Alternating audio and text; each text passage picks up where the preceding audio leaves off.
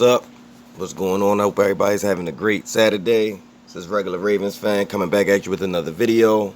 You all know what I say. You all know what I believe. I believe that we all need to trust our eyes so that way we can understand and not pay attention to any lies. I want to give a shout out to ABC Def for bringing this video to my attention. I appreciate you, man, because it's one word I want to use for Stephen A. Smith, and the word is hypocrisy. Hypocrisy, being a hypocrite. Excuse me.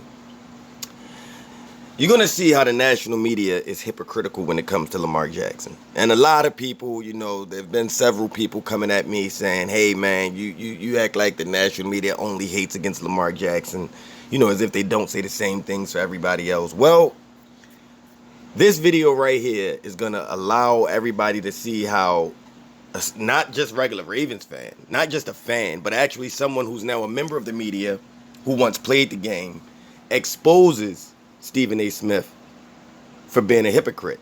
Literally 1 week later, a hypocrite. So week 2, we all know what the overwhelming national media feeling was as far as what Lamar Jackson had to do against Pat Mahomes and the Kansas City Chiefs. No matter what Lamar Jackson has done. As a matter of fact, people had actually said that. It doesn't matter what he's done in the season. So what if he's 31-5 against everybody else? As if 31-5 isn't an outstanding start to your career. But no matter about that, he's 0-3 against Pat Mahomes. So he's 31-8 because he's 0-3 against Pat Mahomes. He's got, if he doesn't beat Pat Mahomes, nothing he does matters. None of those 31 wins matter. He had to beat him. That's what they said. Because they thought that due to decimation of our team by injury, it just didn't look good coming into the game. Let's just all be honest. It did not. Nobody went into that game thinking that the Ravens would win. Nobody. I mean, us diehard Ravens fans, that's what we always want. But realistically, with the odds stacked so far against, we didn't think that. But back to the hypocrisy. 1 week later, as you can see on your screen, they want to know, is this a must-win for Matthew Stafford, a quarterback who I have mentioned in comparison with Lamar Jackson multiple times, because I just don't understand why one quarterback, as young as he is, gets so much hate and has to jump over so many moons just to be recognized, whereas another quarterback has been in the league for more than a decade, has not even accomplished as much as the young quarterback, and is just, given a pass, always given a pass. So I want you all to observe Ryan Clark expose Stephen A. Jackson for being a hypocrite. That word, hypocrisy. Stephen A. Smith, that's you, a hypocrite. Here we go.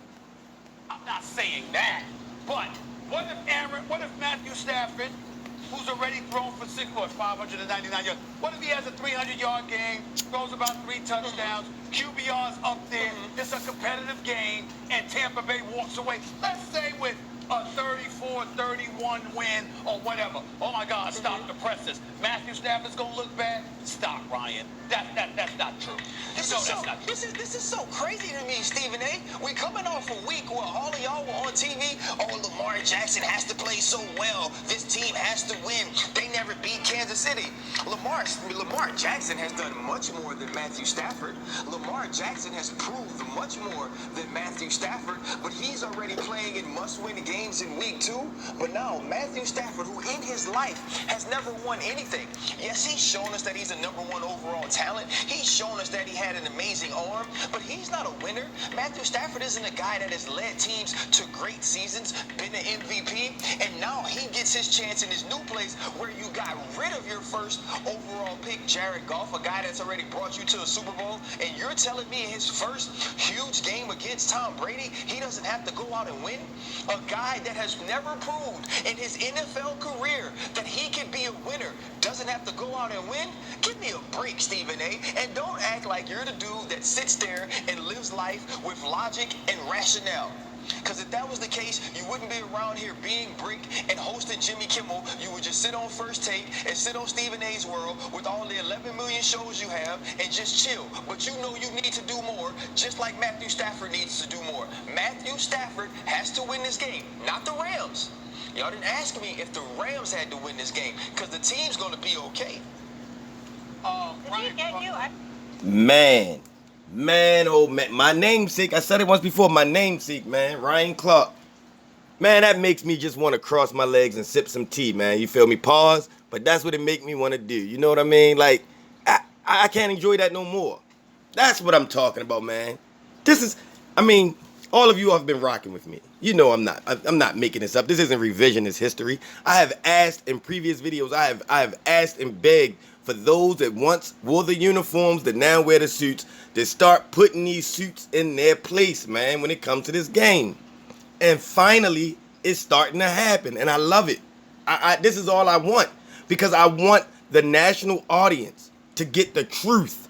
I don't want them to get fake narratives to paint people in lights that the national media chooses for them. I want them to get it from what it really is. And I'm so happy that he exposed this man on national TV. So for all of you people who tell me that Lamar Jackson gets the exact same thing as everybody else, as the hypocrite said, stop it. Because it's not real. That's fake. Just like all the narratives they put on Lamar Jackson are fake. Like, it's funny how you say, how Stephen A. Smith says, well, what if Matthew Stafford, comes out there and has 300 yards and 3 touchdowns and whatever, and they lose? Is it going to be on him? Well, when Lamar Jackson played in a playoff game against the Tennessee Titans, and he had over 500 yards of total offense, 350 plus throwing the ball, the guy that they say can't throw, 350 plus yards throwing the ball, 147 rushing, right? But a running back on the other team who goes against Lamar Jackson's defense had 200 yards rushing, and we lost the playoff game. They didn't put that burden on anybody else on the Ravens team. No, you all heard it. They put the burden solely and squarely on the shoulders of one Lamar Jackson. He can't get it done in the playoffs. As a matter of fact, someone else on TV said that his yards were empty calories. They said it's empty calories because it didn't equate to a win. But when we want to use that same empty calorie argument, of course, a different person, I'm not saying that was Stephen A. that said that, but when we want to use that, the national media as a whole, we want to say about, well, it's empty calories when Lamar Jackson does it, but Stephen A. Smith says, well, if Patrick Mahomes, I apologize. If Matthew Stafford, has a good statistical game, but they lose, we can't say it's his fault. We can't say anything bad about him. You're a hypocrite because you don't afford that to Lamar Jackson. You all do not afford Lamar. Lamar Jackson must win.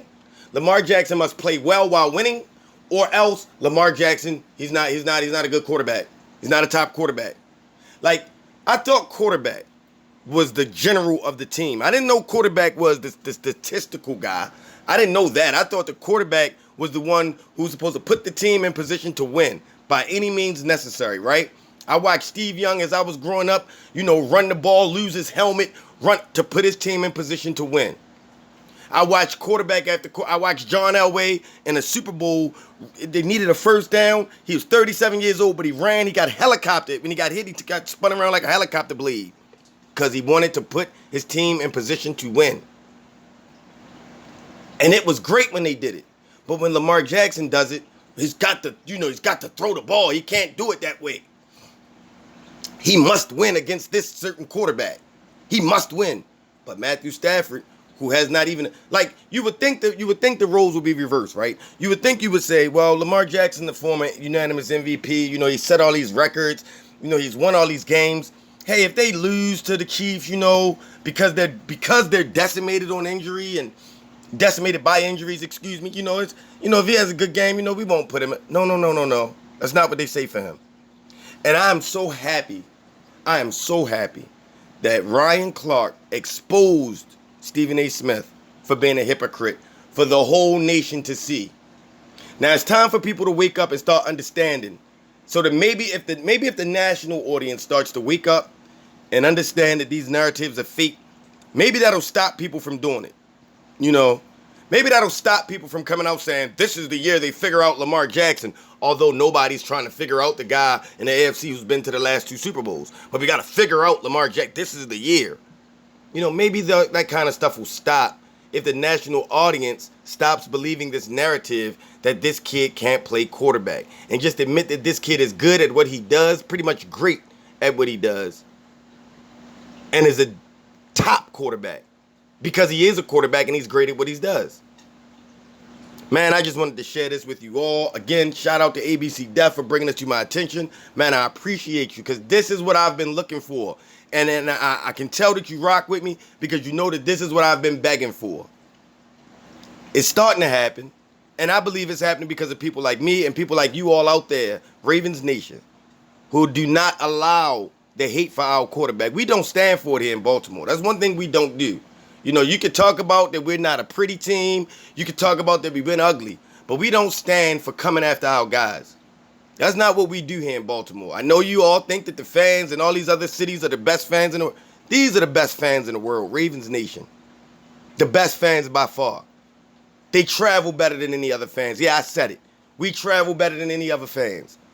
We support our team no matter what. Through highs, through lows, whatever it is. We got their back because they got our back on game day. The Ravens have always treated us to exciting football on the TV screen or at the stadium. So because of that, we're going to treat them to nothing but defense. That's what we're known for here in Baltimore. We're known for defense. And that's what we're going to keep doing. Again, I can't say it enough. Thank you, Ryan Clark, for exposing Stephen A. Smith with his hypocrisy. Doesn't even matter anymore, man, that you're a Steeler alum. You all right with us here. You're good in Baltimore, man. You good. Regular Ravens fan, man. I'm Ravens for life. People, trust your eyes. Trust your eyes and don't believe those lies. Man, Ravens Nation, we out here.